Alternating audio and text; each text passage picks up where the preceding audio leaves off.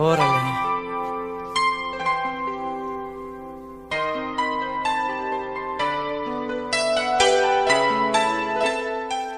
A todas, que me las bendiga una vez más. Siempre un gozo poder estar una vez más con ustedes, aún con todas aquellas que nos ven por el canal de YouTube. Tenemos la gran bendición de poder subir los videos para que muchas hermanas que por diferentes motivos no puedan ingresar en esta tarde puedan entrar a YouTube y puedan ver y continuar los estudios que estamos haciendo sobre el libro de Daniel. Siempre es una alegría y un gozo, vuelvo a repetirlo, de poder reunirnos con ustedes estas tardes preciosas, los miércoles también preciosos. Bien, entonces vamos a empezar la enseñanza de hoy, Daniel capítulo 11. Entonces vemos también que aquí cuando en el versículo 20 que hemos leído del capítulo 10, le dice, ¿sabes por qué he venido a ti? El mismo ángel le dice, Daniel, yo he venido aquí por algo. Yo te he venido a revelar algo, ¿no? Más o menos algo así. Dice, ¿no? Pues ahora tengo que volver para pelear contra el príncipe de Persia. Fíjense que le había dicho que tenía que volver para pelear con el príncipe de Persia. Pero antes que vaya a pelear con el príncipe de Persia, le tenía que revelar a Daniel muchas cosas. Habíamos hablado que el príncipe de Persia eran una red de demonios, ángeles caídos, ¿sí? Que estaban operando en la parte celestial, en el cielo, para que el pueblo de Jerusalén no sea reunido. A todo esto Daniel no sabía nada de eso. Recordemos que Daniel, hasta en ese momento, él no sabía de demonios. El ángel del Señor, el ángel de Jehová, le comienza a explicar a él, ¿no? Le dice que él tenía que, antes de compartirle todo lo que le tenía que compartir, que él tenía que volver ¿a qué? A pelear, dice, con el príncipe de Persia. Esto nos habla justamente ya en el capítulo 11, entramos justamente a ese tiempo de conflictos, a ese tiempo de guerras, a ese tiempo de contiendas, a ese tiempo del poder, de las riquezas, donde estos gobiernos comienzan a atacarse uno al otro. O sea que, ¿qué es lo que realmente se le estaba haciendo ver a Daniel? Que mientras que él estaba orando por su pueblo, había algo que se interponía para que su pueblo no sea reunido. Y eso algo que se interponía justamente eran demonios, red de demonios que estaban usando vidas, ¿sí? Para que realmente el pueblo de Israel, el pueblo de Daniel no sea reunido. Y como bien habíamos hablado, hermanas, mientras que nosotras estamos orando y rogando por nuestra familia, el enemigo está al acecho, queriendo de que tu ser querido no sea libre de la esclavitud, que siga viviendo en sus delitos y pecados, que siga viviendo en una vida desordenada, ¿sí? Ahora, en el versículo 21 dice, ¿no? Pero yo te declararé, dice, estoy leyendo capítulo 10, ya entramos al 11. Dice, pero yo te declararé lo que está escrito en el libro de la verdad. Digamos, ¿cuál sería el libro de la verdad? Las escrituras, ¿sí? Lo que tenemos y lo que usamos diariamente, la Biblia, ¿sí? Que en ese momento eran papiros, eran rollos donde se escribían las cosas verdaderas. Entonces podemos ver, hermanas, que el enemigo tiene poder. Tiene poder. Y tiene poder para conducir una vida, hasta incluso, ¿no? Querérsela llevar con él, ¿no? Para que esa persona no conozca las verdades de la palabra de Dios. Pero qué importante es que si nosotras nos mantenemos orando, si nosotras nos mantenemos buscando al Señor, ¿sí? Tenemos la esperanza de que aquellos que todavía no conocen a Jesucristo, conozcan a través de nuestras oraciones que clamamos siempre por ellos.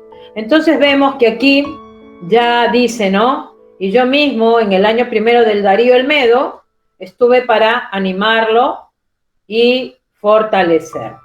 Ahora empiezan los conflictos. ¿Quiénes son los que tienen conflictos? El rey del norte y también el del sur, ¿sí? Tanto el rey del norte tuvo muchos reyes, como el rey del sur también tuvo muchos reyes, ¿sí? Y ahora yo te mostraré la verdad. He aquí que aún habrá 3 reyes en Persia y el cuarto se hará de grandes riquezas, ¿sí? Acá cuando se habla de 3 reyes, ¿sí? Que realmente son 3 reyes de la dinastía de los persas, ¿sí? Pero dice, se enfoca en un cuarto rey, ¿sí? Este cuarto rey habla del rey Asuero, ¿sí? El rey Asuero. Este rey Asuero que iba en contra de Grecia. Este rey Asuero era un rey que se mencionó en el libro de Esther. Si ustedes leen el libro de Esther, se menciona sobre este rey Asuero. Este rey Asuero, ¿sí? Que era uno de los reyes muy importantes en ese momento, fue un gobernante con grandes riquezas, ¿sí? Dice que tenía un inmenso ejército. Fue derrotado también este rey Asuero por Grecia, porque Grecia vino con toda su fuerza 150 años después y fue derrotado. Los griegos se vengaron de este rey Asuero. ¿Por quién? Por el gobernante Alejandro Magno. Vamos a ir a la escritura. Dice, y al hacerse fuerte con sus riquezas, levantará a todos contra el reino de Grecia. Se levantará luego un rey valiente, ahí estamos hablando de Alejandro Magno, el cual dominará con gran poder y hará su voluntad, ¿no? Vemos que Alejandro Magno fue un hombre, pues, que realmente digamos, invadió muchos territorios, ¿sí? A su corta edad, él tuvo mucha sabiduría para poder realmente ganar, ¿no? Ganar los territorios, poder realmente ir en contra de gobiernos que en ese momento se estaban levantando. Dice que él era un gran líder militar, era un hombre muy prominente, su ejército era inmenso, ¿sí? Él tomó parte de Europa, parte de la India, prácticamente él cambió como la historia de esos tiempos. Era él, Alejandro Magno, era hijo de Felipe, ¿sí? Del rey Felipe, y digamos, de Felipe de Macedonia, y fue realmente Alejandro Magno un soberano absoluto, ¿no? Tuvo mucho poder y tuvo digamos, mucho poder y mucha sabiduría, ganar mucho territorio. Pero ¿qué sucedió? Recordemos que este Alejandro Magno murió a la edad de 33 años, ¿sí? Habíamos hablado que era un hombre que, bueno, era alcohólico, muy inteligente para lo que es lo militar, pero para su vida personal era un hombre alcohólico. Pero ¿qué sucedió con este Alejandro Magno? Como bien nos dice acá la palabra, se levantará luego un rey valiente, el cual dominará con gran poder y hará su voluntad. Pero cuando se haya levantado, su reino será quebrantado. ¿Por qué dice que su reino será quebrantado? Fíjense lo que le sucedió a Alejandro Magno. Alejandro Magno, recordemos que esto que se le está haciendo ver a Daniel son 200 años después, ¿sí? Todo lo que habíamos leído en el capítulo 7, todo lo que habíamos leído en el capítulo 2, con la imagen de metales, ¿sí? Lo que se le había revelado con las bestias, ¿se acuerdan las bestias? Una que era el león, el oso, el leopardo, ¿no? Bueno, todo eso que se había visto en esos capítulos, hoy en el capítulo 11, ¿sí? El ángel le revela ya a Daniel todos esos conflictos que han estado sucediendo en ese momento y los que vendrían después. En este caso, justamente ya estamos hablando del gobierno de Alejandro Magno, el gobierno de Grecia. Y esto se le hace ver a Daniel. Y también tenía una mujer, una esposa, que dejó embarazada. Él muere a los 33 años, ¿sí? Entonces, ¿qué sucede? Que prácticamente tanto al hermano, tanto al hijo ilegítimo, como a esa mujer que estaba embarazada, con 6 meses de embarazo, se le quita la vida. Pero vemos que estos 4 vientos que dice la Escritura, habla de esos 4 generales que se levantaron y comenzaron a gobernar en el gobierno de Alejandro Magno, ¿sí? Pero hubieron 2 de ellos que eran los que tenían sus conflictos en la tierra de Jerusalén, en la tierra del pueblo de Dios, que es allí donde nosotros nos enfocamos, ¿no? Esos dos prácticamente que quedaron, ¿sí? Fueron los Ptolomeos, que sería, por ejemplo, los que rodearon Israel, ¿sí? Y los Seleucos, serían los reyes Ptolomeos y los reyes Seleucos, ¿sí? Cada uno tenía dinastía. Los Ptolomeos eran los de Egipto y los Seleucos eran de Siria. Y entre ellos siempre tenían conflictos. Y todos esos conflictos lo tenían en las fronteras de Israel, en medio del pueblo de Dios. Entonces, por más que los críticos quieran ensuciar la Biblia, la palabra de Dios es la palabra de Dios. Y Dios es el soberano y el todopoderoso. Y por más que se levanten, ¿sí?, en contra, el Señor, su palabra permanecerá, ¿no? Dice, una jota y una tilde pasará, mas mi palabra no pasará, dijo el Señor, ¿no? Bien, entonces dice, ¿no? Para hacer paz. Pero ella no podrá retener la fuerza de su brazo, ni permanecerá él ni su brazo. ¿Qué quiere decir esto? Esto nos está hablando de que ellos querían hacer una alianza con la hija del rey del norte. Pero ¿qué sucedió? Ella se casa con este hombre, el nombre del rey de Siria en ese momento, ese rey que gobernaba en ese momento, el rey de Siria, su nombre era Antíoco Teos. Bueno, Teos es Dios, ¿no? Ya desde ahí, desde entrada, este hombre tomó un nombre que no era correcto, ¿sí? Pero bueno, en aquellos tiempos recordemos que todos estos gobernantes paganos querían ser un dios para todos, ¿no? ¿Sí? Quiere decir que todo el reinado llegó nuevamente a pasar en manos, ¿sí?, del rey del norte, ¿sí?, del rey del sur, que era Egipto. Ahora, pasados los años, hay un renuevo, dice, ¿no?, en el versículo 7, pero un renuevo de sus raíces se levantará sobre su trono. ¿Quién era este renuevo? Este renuevo era, un hombre que se llamaba Calínico, ¿sí? Calínico subió al trono, y aún a los dioses de ellos, sus imágenes fundidas y sus objetos preciosos de plata y de acero, llevará cautivo a Egipto. Todo se lleva, ¿sí? Todo lo que había en Egipto, todo lo toma, ¿sí? Y dice, y por años se mantendrá él contra el rey del norte. Quedó como allí prácticamente ese conflicto, ¿sí? Al pasar del tiempo, dice, ¿no?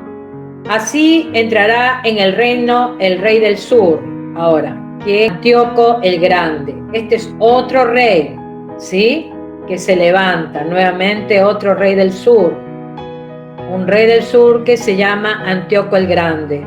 Y al llevarse la multitud, se elevará su corazón y derribará a muchos millares, mas no prevalecerá, ¿sí? El rey del sur fue muy eficaz en la batalla. Tanto es así que este Antíoco el Grande perdió a más de 10.000 soldados, dice la historia. y a todos sus elefantes, ¿sí? Ahora, dice, y el rey del norte volverá a poner en campaña una multitud mayor que la primera, y al cabo de algunos años vendrá apresuradamente con gran ejército y con muchas riquezas. O sea, 13 años después vino este rey del norte, que sería los sirios, ¿sí? Vino 13 años después a vengarse del rey del sur, o sea, de Egipto. Recordemos, hermanas, que Daniel amaba a su pueblo y oraba por su pueblo para que su pueblo vuelva a ser reunido. Pero su pueblo no quería. El pueblo de Israel estaba bien cómodo en diferentes naciones. Ellos vivían a su antojo y se habían olvidado completamente de Dios. Solamente había un grupo pequeño que fueron los que realmente fueron y trabajaron para levantar las murallas, ¿sí?, del templo de Jerusalén, y también para que el pueblo sea reunido. Y toda esa campaña lo hace Nehemías con Esdras, ¿sí? Ellos lucharon, tanto Esdras como Nehemías, los profetas, lucharon para que el pueblo de Dios sea nuevamente reunido y para que las murallas de Jericó sean levantadas, para que las murallas allá en Jerusalén. Por eso que Nehemías, en el libro de Nehemías, si ustedes leen, Nehemías dice que va al rey Artajerjes, al rey persa, y le dice que por favor, ¿sí?, lo ayude para levantar, ¿no?, los muros de Jerusalén. Y este rey lo ayuda, que es desde ese momento que comienza a levantarse Jerusalén. Pero no todos eran honestos con su pueblo. Y aquí es donde podemos leer y donde a Daniel se le muestra que en su pueblo habían estos hombres turbulentos. Estos eran hombres apóstatas de la fe, hombres que no tenían temor de Dios. Eran judíos, pero no tenían temor de Dios. Ellos violaban las leyes de Dios y dice que ayudaban al ataque, ¿sí? Ayudaban al ataque al rey del norte, o sea, buscaban la manera de atacar a Siria, ¿sí? Buscaban la manera de atacar. Ellos eran mercenarios, pero dice que, como dice la palabra, pero ellos caerán. O sea que eso fracasó. Por más que estos mercenarios se levantaron a ayudar a este rey del sur, a este Antíoco, no pudieron porque dice que cayeron, ¿sí? ¿Sí? El grande.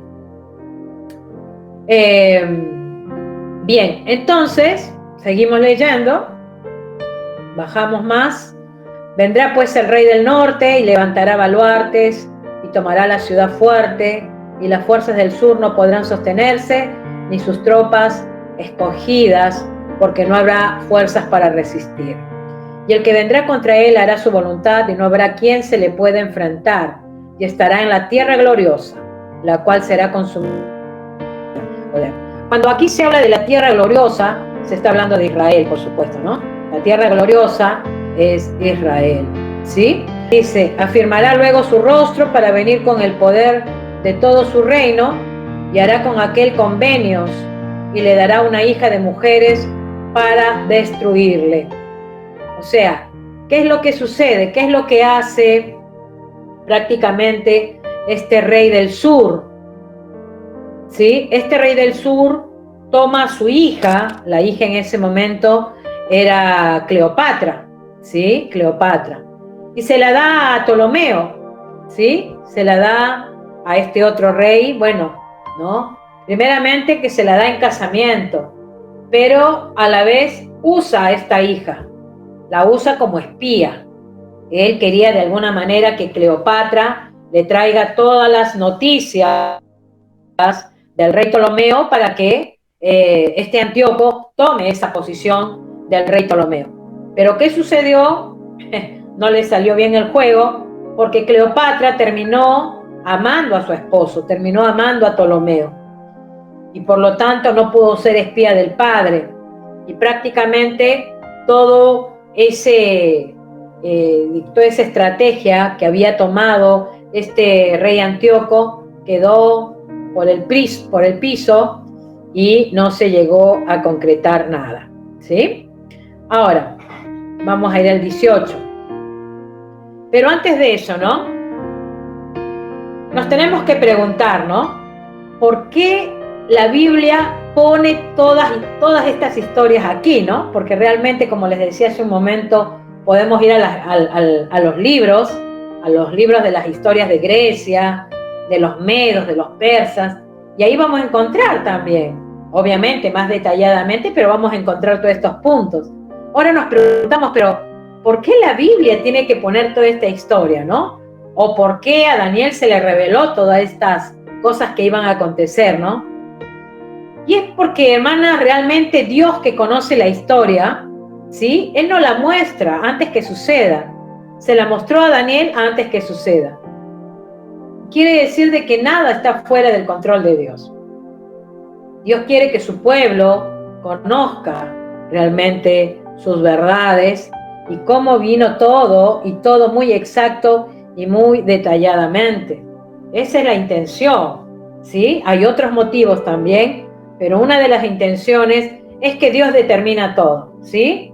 Dios quiso que se dé de esta manera, que tanto este rey del sur como este rey del norte tengan conflictos. ¿Y dónde tenían los conflictos? En la tierra gloriosa, en la tierra de Israel. ¿Por qué exclusivamente en la tierra de Israel?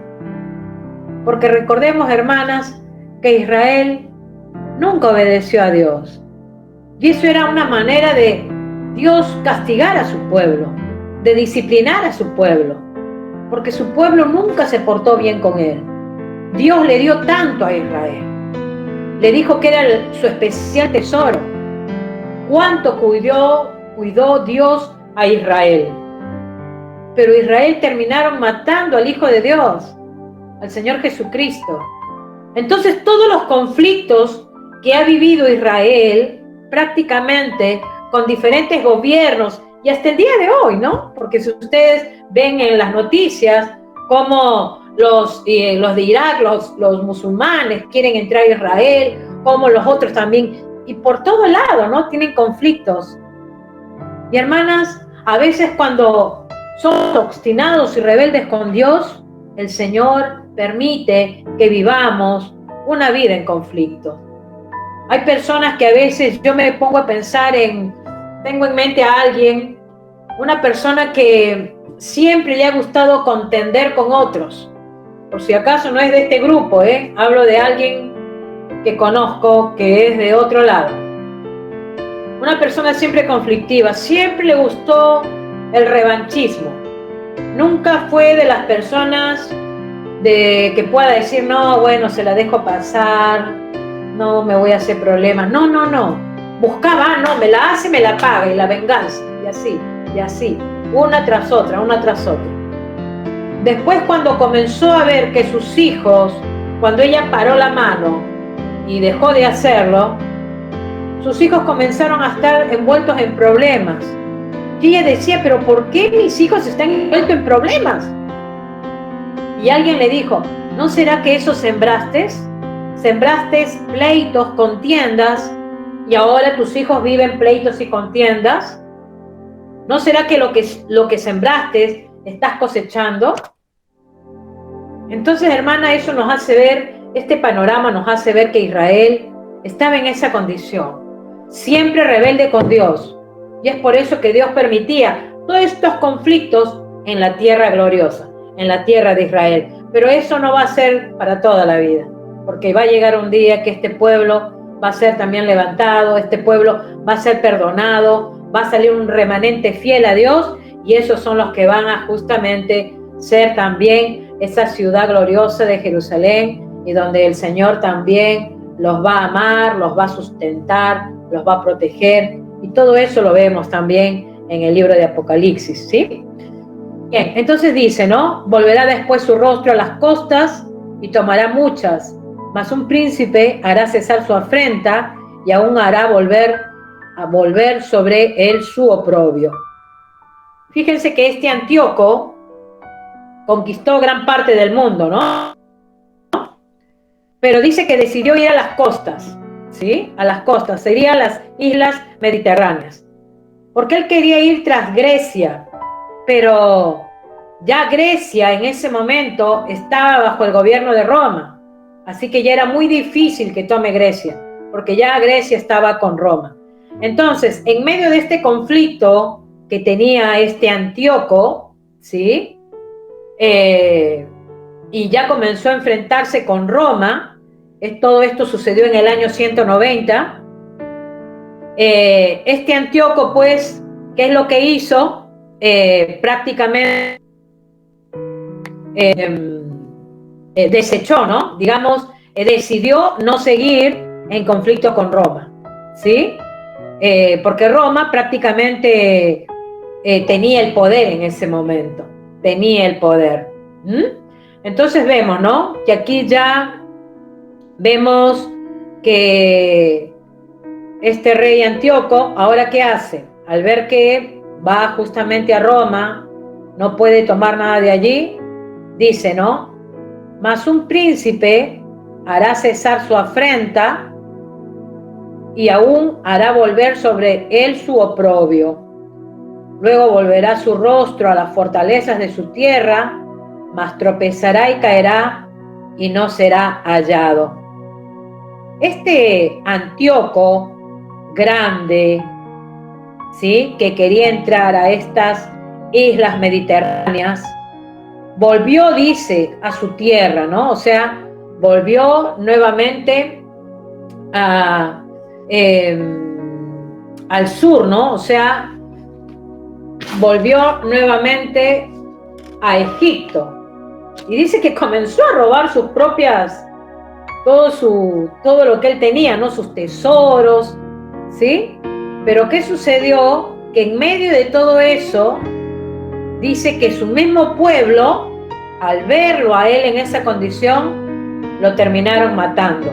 Y ya no se halló más el cuerpo de este hombre Antíoco el Grande, ¿sí? Entonces, este hombre Antíoco prácticamente terminó, digamos, ya muerto, ¿sí? Y dice que no fue hallado más, ¿no? Dice la palabra, y no será hallado, ya no se habló más de él. Ahora, ¿quién continúa allí? Fíjense. Dice, y se levantará en su lugar uno que hará pasar un cobrador de tributos por la gloria del reino. ¿Quién es ese que se levanta en su lugar? Ahí vamos a ver. ¿Qué hace este que se levanta en su lugar? Dice, hace pasar un cobrador de tributos por la gloria del reino. Porque ¿qué pasa? Que ya en ese momento Roma comenzó a cobrarle a Siria, a Egipto, ¿sí? Le comenzó a cobrar impuestos. Le comenzó a cobrar impuestos. Entonces, ¿qué hizo este príncipe? Dice, y se levantará en su lugar uno que hará pasar un cobrador de tributos por la gloria del reino, pero en pocos días será quebrantado, aunque no con ira ni en batalla. ¿Y qué es lo que le va a suceder? Y le sucederá en su lugar un hombre despreciable.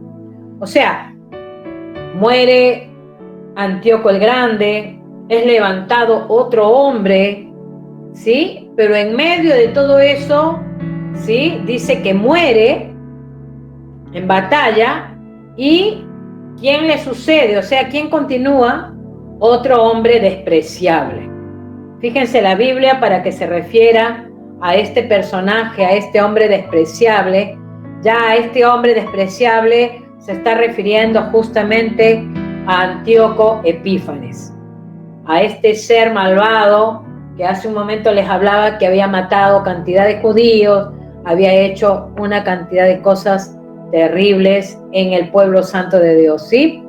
Este Antíoco Epífanes toma el reino, dice que era un hombre vil, miserable, un hombre putefacto, dice que él no tenía derecho a reinar porque realmente él no tenía que subir al reino, pero hizo una serie de cosas, ¿no? Una serie de prácticamente intrigas, ¿sí? Con engaños, con adulaciones, subió al reinado.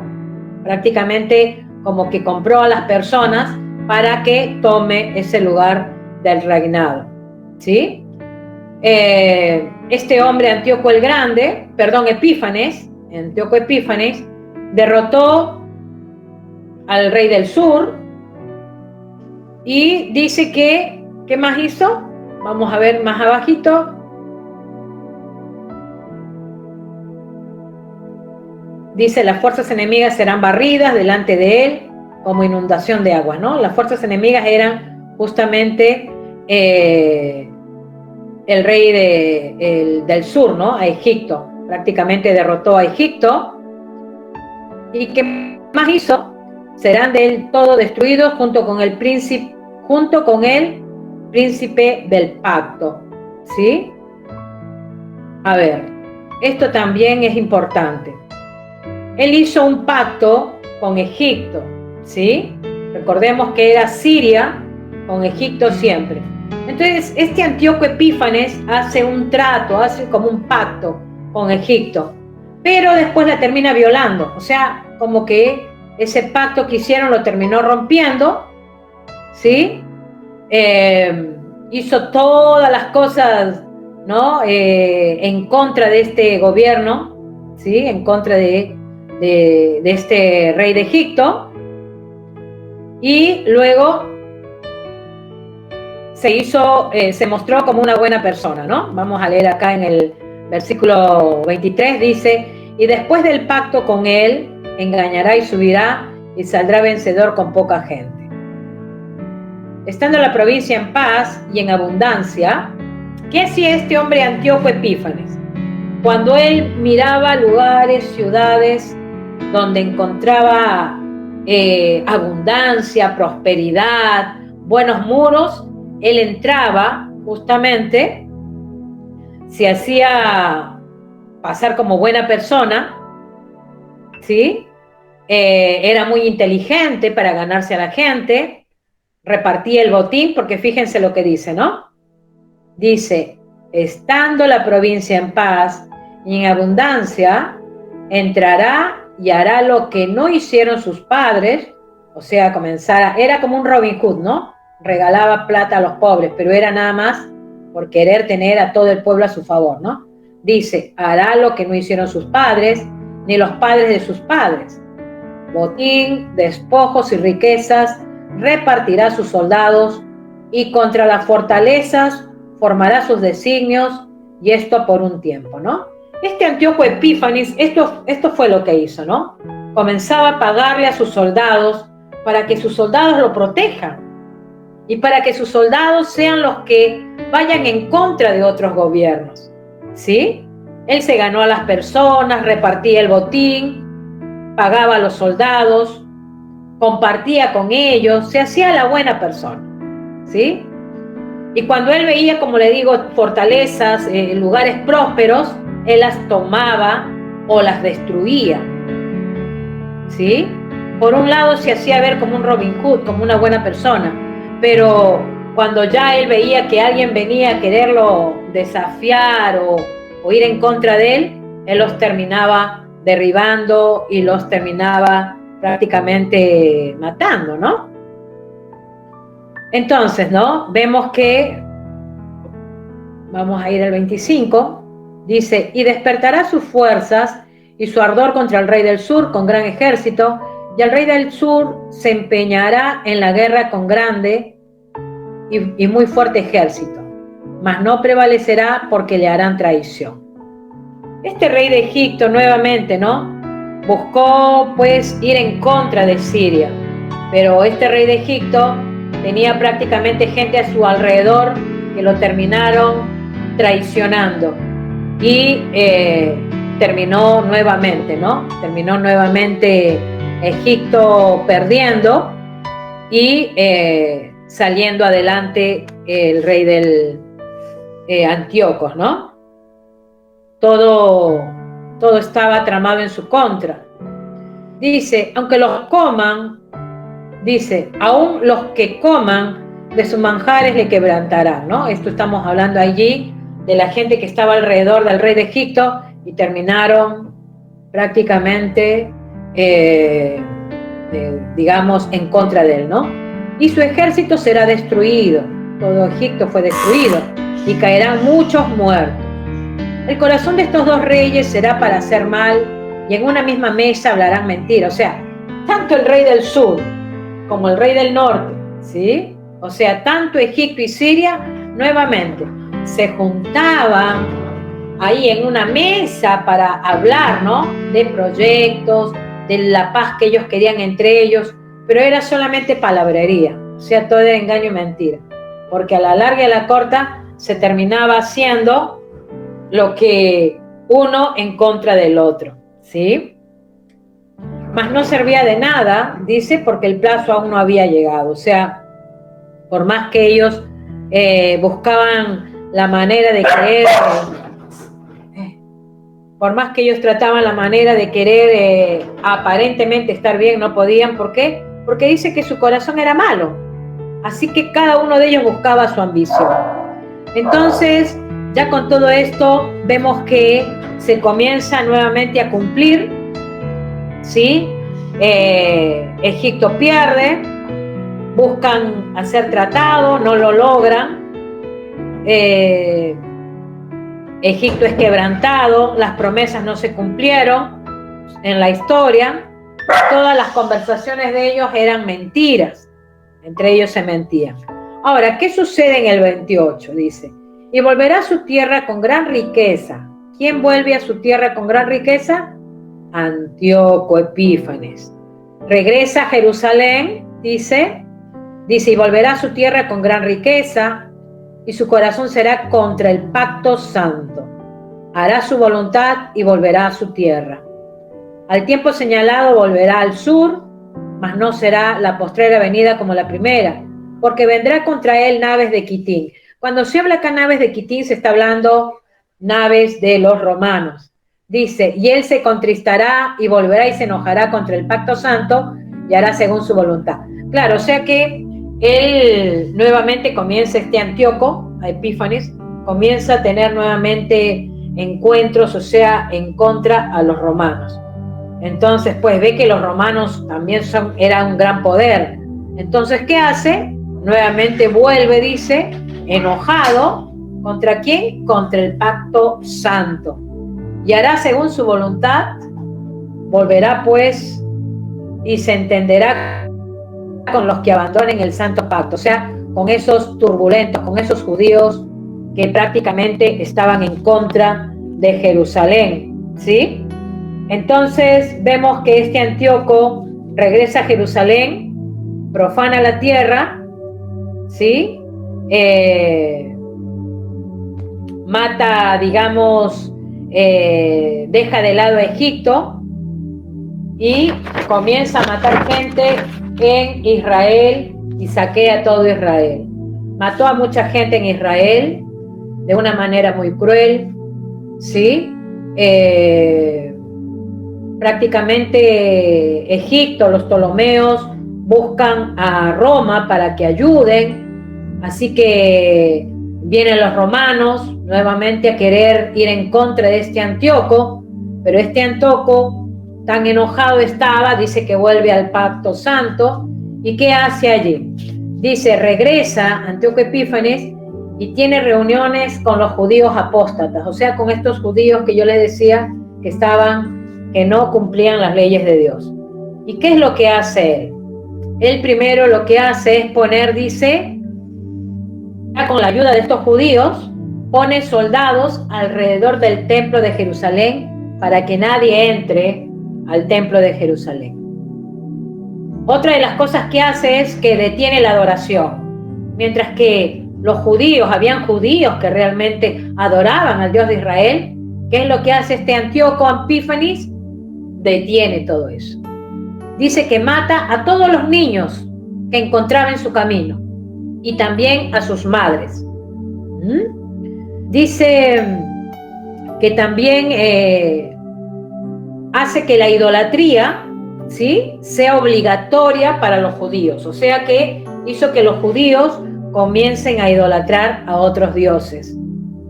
Hace que desfilen supuestos atletas desnudos alrededor del templo de Jerusalén. También dice que impone una cultura elevando al dios griego Zeus, ¿sí? Quitando al Dios de Israel, y que sea todo eso puesto en el templo de Jerusalén. Mata a los sacerdotes, profana el altar del templo, ¿sí? Y prácticamente mata un cerdo para que esté allí en el sacrificio santo, donde ponían ahí a los corderos como el sacrificio. Bueno, quita todo eso, pone ahí el cerdo y hace que los sacerdotes también coman el cerdo, y a todo esto se le llama la abominación desoladora, ¿no? Y esto lo podemos leer aquí en el versículo 31. Ya vamos a ir cerrando, hermanas, todavía hay mucho, pero es más o menos una referencia a todo esto. Dice: entenderá con los que abandonen el santo pacto, y se levantará de su parte tropas que profanarán al santuario y la fortaleza, y quitarán el continuo sacrificio, quitan el sacrificio a Jehová, y pondrán la abominación desoladora.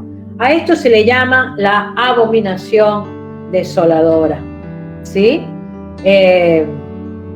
Dice: con lisonjas seducirá a los violadores del pacto, o sea, engañará a todos esos judíos que prácticamente han sido judíos que no obedecían a Dios, ¿sí? A todos esos apóstatas. Dice una palabra, ¿no? Mas el pueblo que conoce a su Dios se esforzará y actuará. En medio de todos esos judíos que realmente eran unos apóstatas, también había judíos fieles y verdaderos.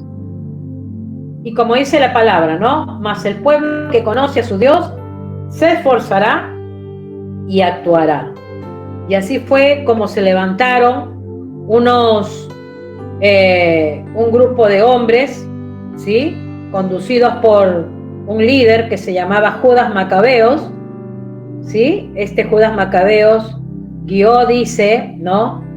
Vamos a leer el versículo 33, dice: y los sabios del pueblo instruirán a muchos.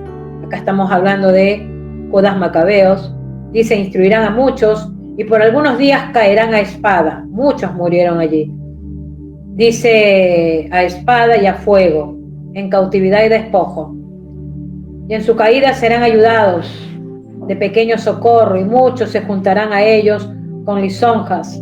También algunos de los sabios caerán para ser depurados y limpiados y emblanquecidos hasta el tiempo determinado, porque aún para esto hay plazo. Fíjense que este Judas Macabeo fue el que guió prácticamente a estos judíos, ¿sí? A ir en contra de este Antíoco, ¿sí? Epífanes, prácticamente un futuro anticristo, ¿no? Que hizo todo lo terrible en el santuario de Dios. Y qué importante, ¿no? Que en medio de todo ese conflicto, en medio de toda esa turbulencia, de toda esa guerra que había, fíjense que aquí, aún con todo eso, el Señor le dice a Daniel, ¿no? Dice: pero también algunos, dice, serán depurados y limpiados y emblanquecidos, ¿no? Muchos, hermanas, en ese momento fueron muertos, pero muchos también se arrepintieron por todo lo que habían estado haciendo mal, ¿sí? Y acá, cuando hablamos de ser depurados y limpiados y emblanquecidos, es porque realmente el Señor quería limpiar su pueblo. El pueblo de Israel estaba totalmente contaminado, y el Señor permitió todo esto para que todos esos realmente rebeldes, todos esos que iban en contra de sus leyes, sean realmente destruidos, y para que los que queden sean realmente limpios, depurados y emblanquecidos, ¿no? Y dice: hasta el tiempo determinado, porque aún para esto hay plazo, ¿no? Quiere decir de que a través de este ángel, ¿sí? Dios le dio a Daniel más grande revelación que no solamente no se le reveló lo que eran los sirios, los persas, los medos, sino también los griegos, y aún se le habló hasta de los romanos, ¿no?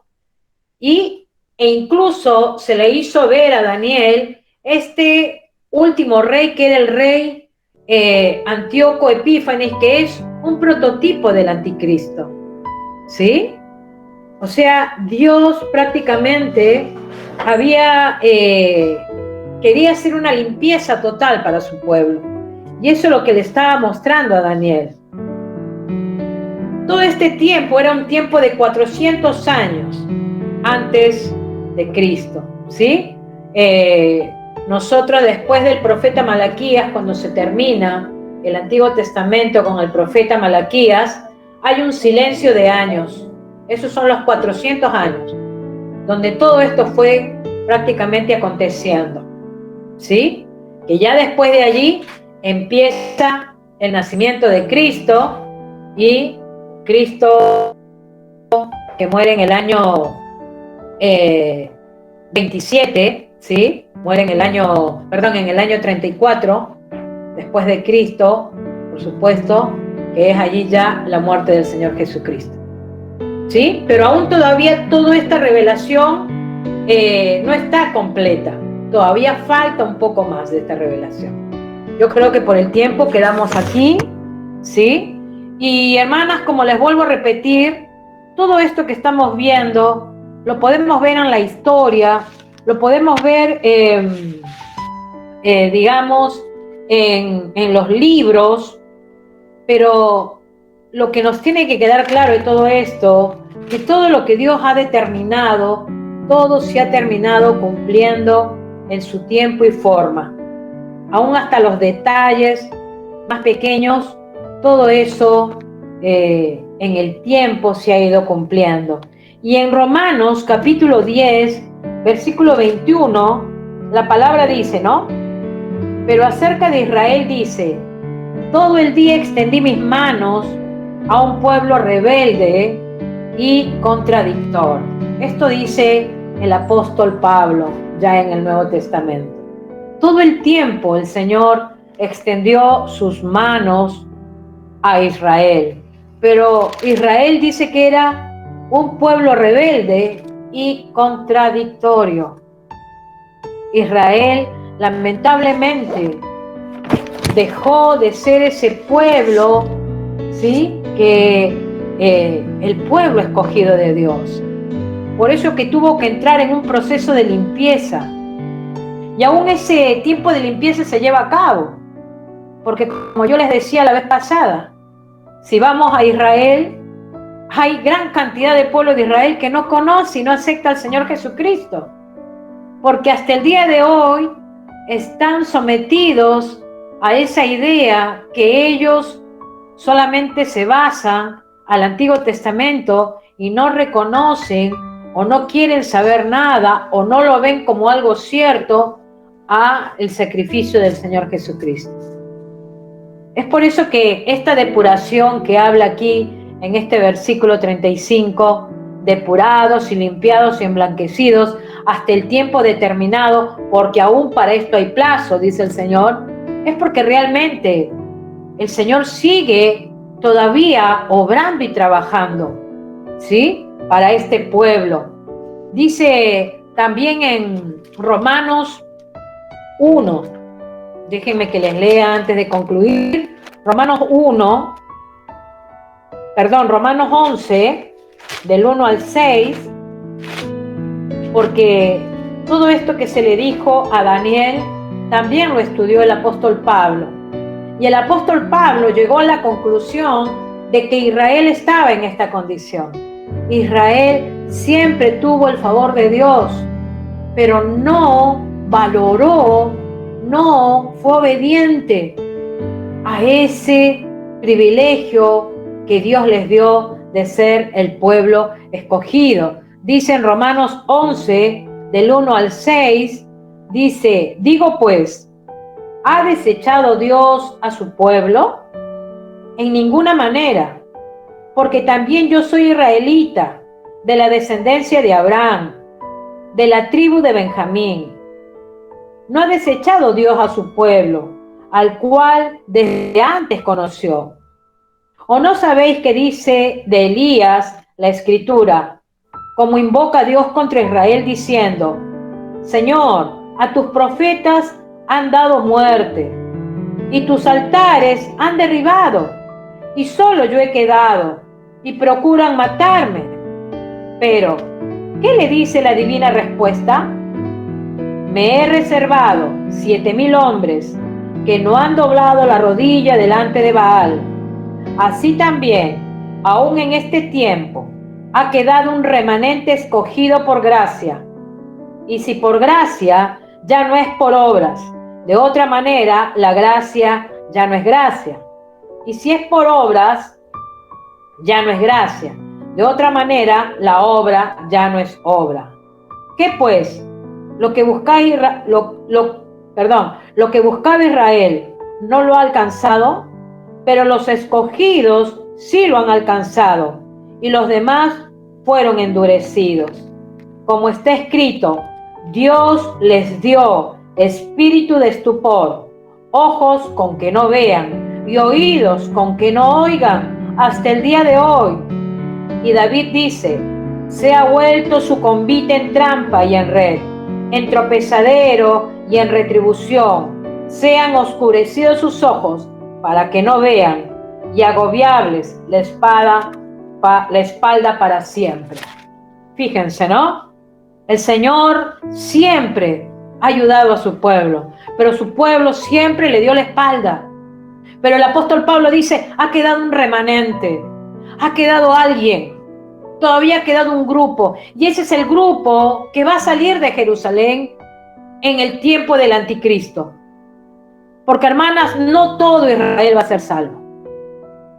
De Israel va a haber un grupo, un remanente, un grupo de judíos que van a rendir sus vidas al Señor Jesucristo. Porque se van a ver tan acosados, y eso lo vamos a ver en el capítulo 12, se van a ver realmente tan angustiados, tan desesperados. Van a ver el libro de Daniel y van a decir: de nosotros hablaban, aquí estaba escrito, y no oímos y no entendimos. Y van a doblar sus rodillas ante el Señor Jesucristo. Porque es allí donde se van a dar cuenta que realmente todo lo que el Señor escribió y determinó y todo lo que Él hizo, justamente era porque realmente el Señor es el Señor. Él es el Dios Todopoderoso. Y Él nos está mostrando a nosotras el futuro. No necesitamos ir ni a ningún adivino, ni a alguien que nos diga: vieron que hoy la gente, ay, te adivino lo que va a acontecer en tu futuro, ¿qué te va? No, nosotros no necesitamos eso. Un hijo de Dios no necesita adivinar su futuro, porque su futuro ya lo encuentra aquí en la Biblia. El Señor ya lo ha revelado, el Señor ya lo ha mostrado. Por tanto, la Biblia es la única fuente, hermanas, la única fuente verdadera, ¿sí? El único libro profético donde Daniel dejó escrito justamente todos esos juicios futuros de Dios, los que fueron antes y los que hoy van a ser.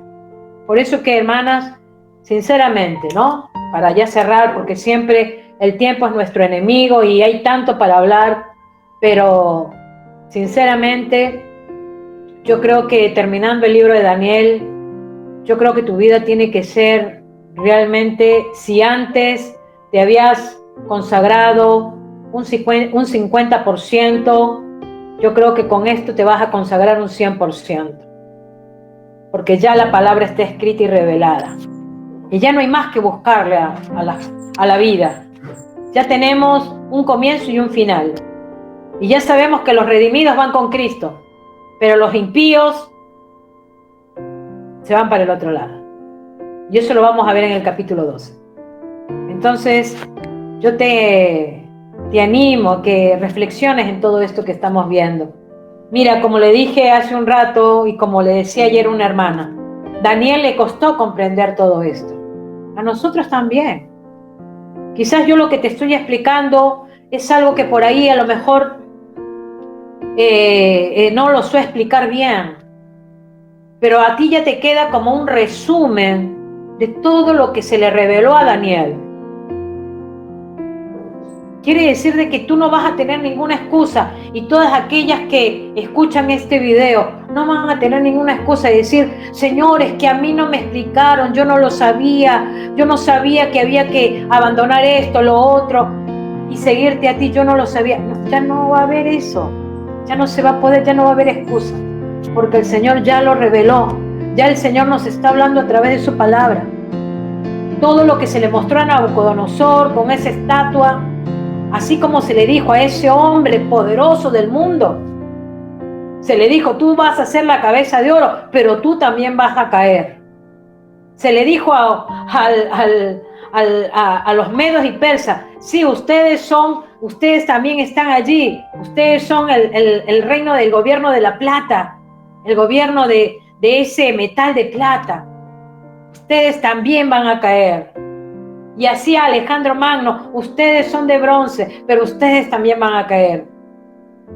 Y ustedes también, que son las piernas de hierro, que es el imperio de Roma, también ustedes van a caer.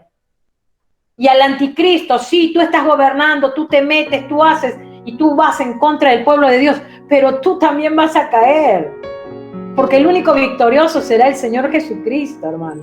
Y nosotros nos tenemos que gozar de eso. Y tenemos que vivir agradecidas. Yo no sé si tú, pero yo te digo sinceramente, hay días que yo lloro tanto por recibir estas verdades. Discúlpame que me emocione, pero sinceramente agradezco tanto al Señor que me muestre todas estas verdades.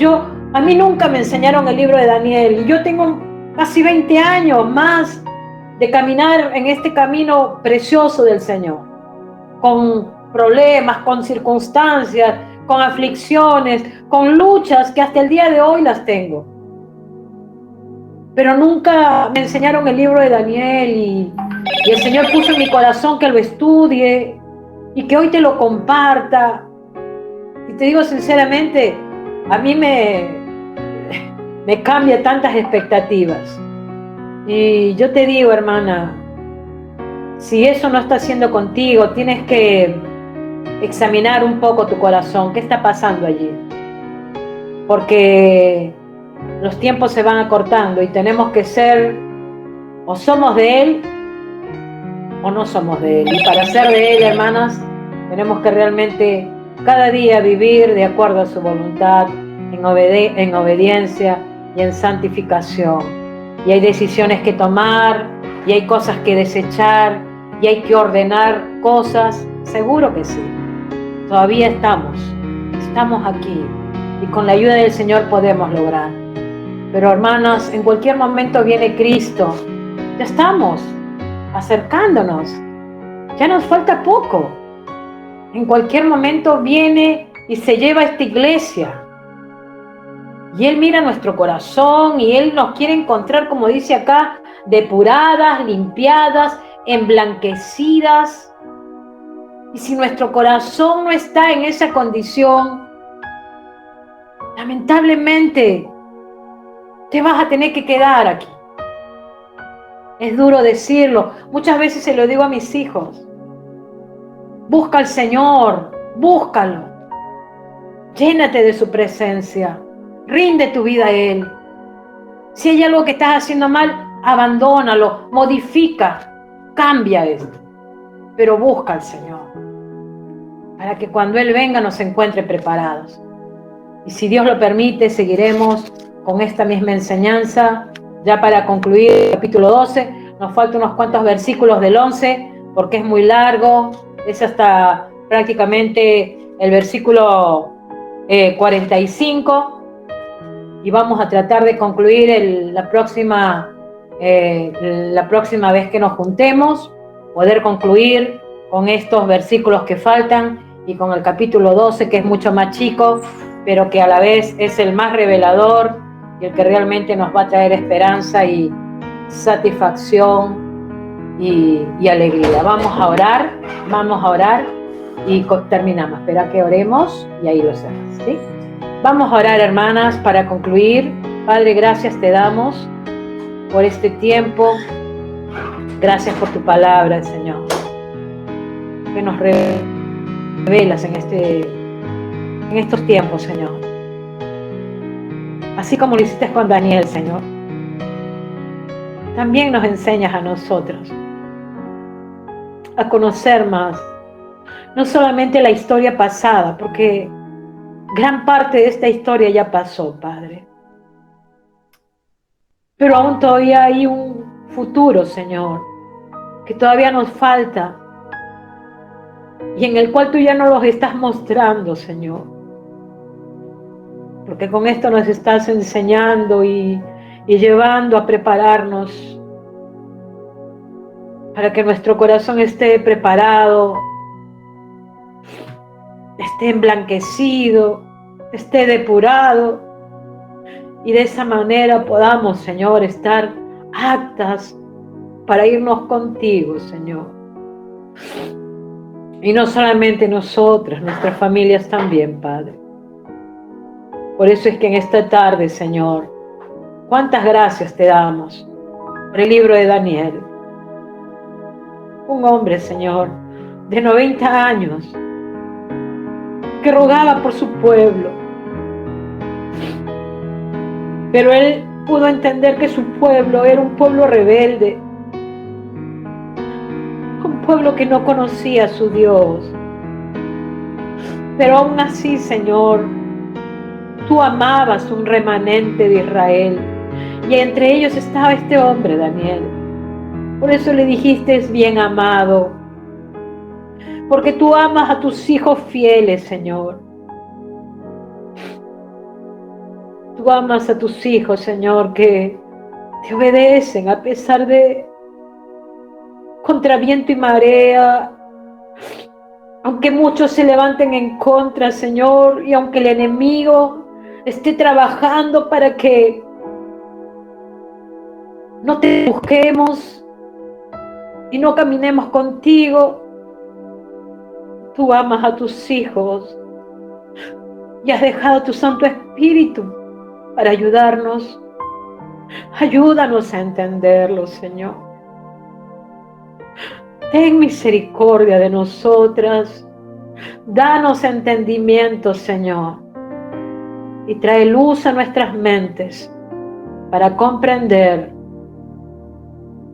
que eso es lo que estás esperando de nosotras. Una vida consagrada a ti, Señor. En el nombre de Jesús. En el nombre de Jesús. Señor. Hay momentos que no deberían terminar.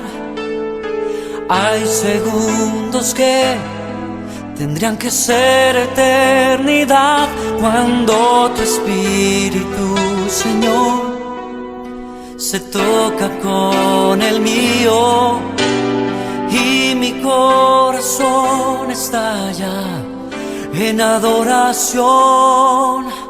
Te amo, mi Señor. Se acaban las palabras, solo me queda mi alma para cantar.